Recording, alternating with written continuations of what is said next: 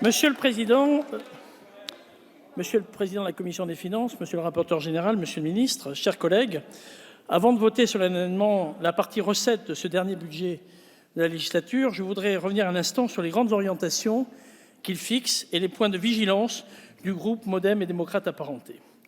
Nous avons consacré la précédente loi de finances pour 2021 et de nombreuses lois de finances rectificatives au sauvetage de notre économie face à la crise sanitaire.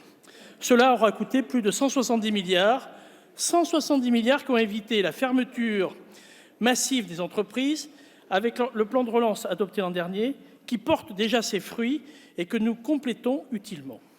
Avec ce projet de loi de finances pour 2022, nous retrouvons pourtant la trajectoire de normalisation et de contrôle des finances publiques après 2 années marquées par l'urgence de la relance. La relance fonctionne et l'hypothèse de croissance de 4% sur laquelle est construit ce budget semble crédible à la Banque de France et à l'INSEE. Avec la reprise de l'activité, nous pourrons commencer à réduire le déficit qui dépassera, c'est vrai, 220 milliards cette année, de 8,4% à 4,8% du PIB, ainsi que la dette de 116% du PIB à 114%. Vous savez combien nous sommes attentifs au groupe Modem à ce déficit.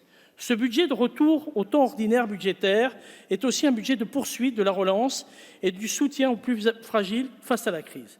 C'est tout le sens des amendements que nous avons adoptés en premier rang desquels le bouclier tarifaire visant à protéger les ménages de la hausse des prix de l'énergie.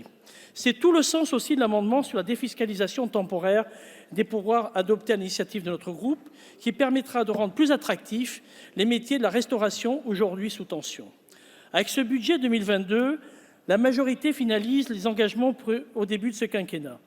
En termes de réduction des impôts pesant sur l'économie, puisque la trajectoire de baisse de l'impôt sur les sociétés à 25% se poursuit dans un environnement fiscal assaini par la flat tax, ou encore l'élargissement du bénéfice du taux réduit pour les petites entreprises dont le seuil est passé de 7,6 millions d'euros à 10 millions d'euros. En outre, la taxe d'habitation a pu être totalement supprimée pour les ménages, réduisant ainsi les inégalités territoriales. Ce projet de loi de finances est ainsi la dernière étape du train de réforme proposé il y a 5 ans par Emmanuel Macron et que nous avons porté au sein de la majorité présidentielle durant ce quinquennat. Il s'agit d'un budget ambitieux, avec le plan pour les indépendants, incluant plusieurs mesures que nous soutenons depuis plusieurs années et qui facilitera la mise en société, sans oublier le statut du conjoint collaborateur ou la question de la reconversion des indépendants. L'amendement du gouvernement facilitera les démarches administratives des indépendants en permettant aux entrepreneurs individuels d'opter pour l'impôt sur les sociétés via leur assimilation à une entreprise unipersonnelle à responsabilité, à l'instar des dispositions actuellement applicables aux EIRL, sans avoir à modifier leur statut juridique.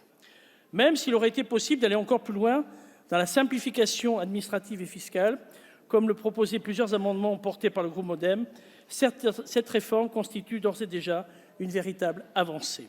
N'en déplaise à certains, nous continuerons à réformer la France jusqu'aux dernières heures de cette législature. Au cours de ce mandat, nous avons fait vivre cette ambition transformatrice de la société et de l'économie afin de préparer et d'adapter la France aux défis nombreux qui l'attendent dans les prochaines années.